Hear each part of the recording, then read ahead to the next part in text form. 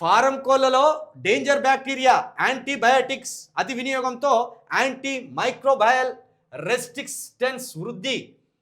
NIN సైంటిస్టుల స్టడీలో వెల్లడి. తెలంగాణ కేరళలో అధ్యయనం. తెలంగాణ కేరళలో అమ్మే బాయిలర్ కోళ్లలో యాంటీబయాటిక్స్ను తట్టుకునే ప్రమాదకరమైన బ్యాక్టీరియా వృద్ధి చెందుతున్నట్టు నేషనల్ ఇన్స్టిట్యూట్ ఆఫ్ న్యూట్రిషన్ సైంటిస్టులు గుర్తించారు. పౌల్ట్రీ ఫార్మ్స్లో కోళ్లకు అవసరం ఉన్నా లేకపోయినా యాంటీబయాటిక్స్ విచక్షణ రహితంగా ఇవ్వడంతో వాటిలో యాంటీ మైక్రోబయల్ రెసిస్టెన్స్ వృద్ధి చెందుతున్నదని నిర్ధారించారు. ఇలాంటి చికెన్ను సరిగ్గా ఉడికించకుండా తింటే ఏఎంఆర్ జన్యువు మనుషుల్లో వృద్ధి చెందే ప్రమాదం ఉందని హెచ్చరించారు. సరిగ్గా ఉడికిస్తే బ్యాక్టీరియా నాశనం, ఉడికించకపోతే వృద్ధి చెందే ఈ బ్యాక్టీరియా వల్ల ప్రమాదం ఏందో రాయపోయింది, మరి రాయకపోతే ఓకే. ఇది ఒక్కటి ఏఎంఆర్ జన్యువు మనుషుల్లో వృద్ధి చెందుతుందట.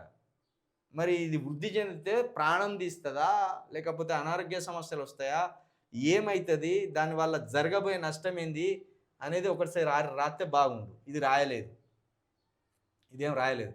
కాబట్టి మన కేరళ కోళ్ళ నుండి తెలంగాణ కోళ్ళల్లో ఒక విషపూరితమైన భయంకరమైన బ్యాక్టీరియా అయితే వృద్ధి చెందుతుందట. దీన్ని చూడండి. మరి కొంచెం ఓ పావు గంట ఉడికించవలసిన ఈ చికెన్ను అరగంట పాటు ఉడికించండి.